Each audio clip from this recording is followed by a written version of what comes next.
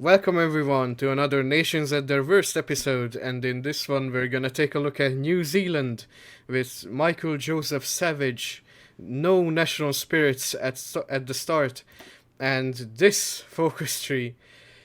This is one of the oldest focus trees in the game that came from Together for Victory, one of the first DLCs, or even the first DLC, I'm not really sure, but anyway.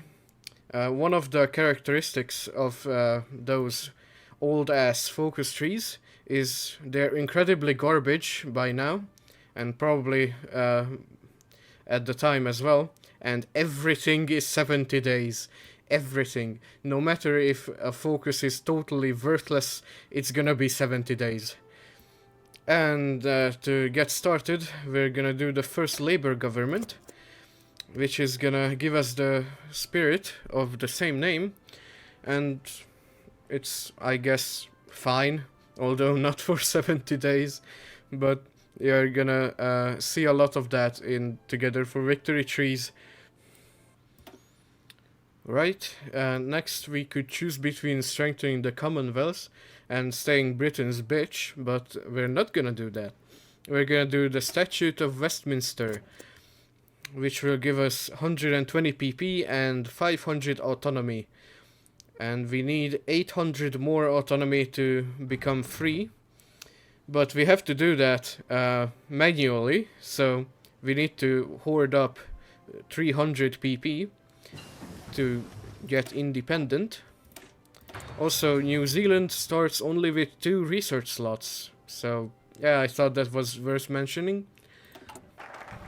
And next up, we could choose between In the Darkness or the Fascist Path, the Lee Affair or the Communist Path, or the Constitution Amendment Act, or the non-Britain Democratic Path. And we're gonna do that. It's a 2-focus path. It's only 2 focuses, although there's another one right in this very tree. If you take In the Darkness and then do Rule Them All, that's also a 2-focus path, and in here you don't even get a choice between another thing with 1 more focus. So yeah, and this focus gives us 70 PP and 1000 autonomy. So it's just a different version of the Statute of Westminster. Alright, we now have more than enough autonomy to become free, and more than enough PP as well. But before we become independent, I'm gonna do transfer the New Zealand division, and we just steal 2 light cruisers from the UK for free, so why not? Also, we don't have a navy, so yeah, it would kinda help with that.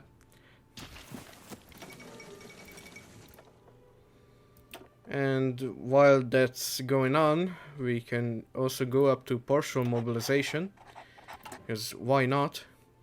And we're building with 2 civs. I don't know if we were building with only 1 in the start, but I don't know. Partial mob is always better, so you know. Right, we now have 2 light cruisers. And we also have 2 admirals by default, damn. Right, now we can become independent, and we can also do Independent New Zealand, which will make us able to create factions, and we leave the Allies. Yep, that's what 70 days does in these focus trees. So yeah, I told you, no matter how fucking useless something is, like this one, it still is 70 days, cause Paradox doesn't give a fuck about these focus trees anymore. Until they can make a new DLC to change things up. Right, we're no longer in the Allies, and that's it. That's it for the political path. Or I guess we still have some things over here, but like the main political path is done. It's 4 goddamn focuses. We're still in 1936. Even with a slight detour to transfer the New Zealand division. It's just so fucking pathetic and laughable. Anyway, I don't know. Let's do National Roads Board. Sure, why not? It's gonna add 2 infrastructure to both our states, so they're gonna be maxed out. Even though North Island doesn't even have resources. Oh well. Also, can I rejoin the Allies? No, I actually can't. Damn. Although, when shit hits the fan and world tension goes up to 100 sooner or later, I could probably rejoin the Allies. So let's get some ticking army XP going. We don't have a, what you call it, the guy with plus 10% army XP, so let's do army offense. Right, we now have max infrastructure. Next, let's do Vairarapa sheep farms. And that is minus 15 consumer goods. That's quite good. We're at 19 already. Damn. Also, we could get... I mean, there's not much sense in hiring a democratic reformer, is there? Because democracy is already supported by everyone, so... I don't know, let's do an ideological crusader. I don't know, because we're at 100 stability already anyway. And we don't have a... what you call it, a silent workhorse for some reason. So I guess ideological crusader. I don't know. Next, I guess let's do New Zealand steel. So North Island gets some steel, so actually it did make some sense to get more infrastructure here, because it will have some resources. Apparently, if you research basic light tank by yourself, the Bob Semple tank gets bypassed. Okay. That's kind of weird. Anyway, I've been doing some industrial stuff. They also think big, which gets you 3 entire factories. Now I'm gonna expand the University of Auckland for a 4th research slot. I'm guessing if I research this, then it'll bypass the Schofield tank too. Though I guess we'll see. Also, there's an election. Public opposes rearmament.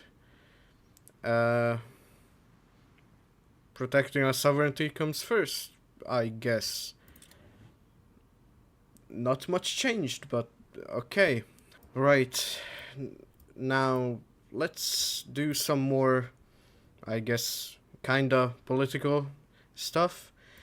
First off, the Ratana Alliance, which is gonna give the spirit of the same name, which grants plus 0.2 PP cost, but also plus 5 stability and war support, so it's, you know, not great considering the PP cost, but also there's jack shit we can use it for, so there's that. I mean, we don't even have a fucking infantry military high command, only a recovery rate guy. So, yeah, there's not much. As I've gone over already, these are fucking useless. Because Prince of Terror is useless because we don't have territory that's not a core. Nobody even converts anything, and rarely builds supply hubs. And we already have all the democratic support we could need, so that's it. Or I guess we could use the elusive gentleman, but I don't have an agency, so yeah, let's make one, I guess. Alright, next up, the Maori Affairs Act, or the Social Security Act. And it doesn't matter because only one of these is required, so let's do the Social Security Act. And it's gonna give +5 stability and war support as well, and +2 recruitable population. The first decent bonus, and also I've been neglecting research apparently. Researching improved light tank doesn't bypass the Schofield tank. Maybe some other, maybe the 1941 light tank does. I don't know. I guess we'll see. Next up is the Manpower Act, which for 70 days again gives us +7% recruitable population factor. Factor, not percent, factor. Right, we can recruit 107% of the recruitable population now. Next up, we can choose between amend the Mori Affairs Act or the Waitangi Tribunal. And we're gonna choose that, even though this is the worst one. But I want something of at least some interesting quality to happen in this video. So after that, we're gonna do the Mori Volunteers. But for the time being, the Waitangi Tribunal gives another 2% recruitable population, which is pretty good. And 5% consumer goods, which is not really of consequence. We're at 16. We're gonna be at like 18, 19 when that happens. I know that's not +5, but since this is only a factor, it's not a flat value. And World War II has been started, and I don't know, I still can't join the Allies, but there's only 52% world tension right now, so we'll wait it out. Right, next up, let's do the Mori Volunteers, which will give us a single unit in North Island, and also unlocks the decision of requesting control of Pacific Islands. Yeah, that's about it, but we can form another country with those, hopefully, at least. Right, I don't know, let's do the Mori Affairs Act next, for 2 building slots and -5 stability.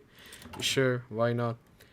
And now, I guess it didn't do anything. What? It's supposed to do request control of Pacific Islands, and where is it? Other than nowhere. What? Is it broken? I mean, probably. Because it's supposed to be down here.